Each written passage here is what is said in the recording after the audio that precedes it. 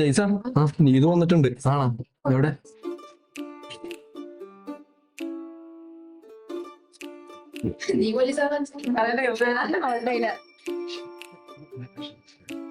നീതു നീ എന്താ ഇപ്പൊ ട്യൂഷൻ വരാത്തെ?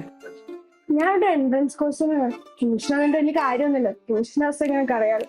എനിക്ക് നിന്നോടൊരു കാര്യം പറയാനുണ്ട്. ആണോ? പറ. എന്താ നമ്മളുടെ എവിടെയാന്ന് പറഞ്ഞേ? ആലപ്പുഴയല്ലേ? ഇവിടെ വെള്ളം കളിയൊക്കെ തുടങ്ങിയ. നീ തൊഴേണ്ട കാര്യം പറ ദിവസം. എനിക്ക് നിന്നെ ഇഷ്ടമാണ്.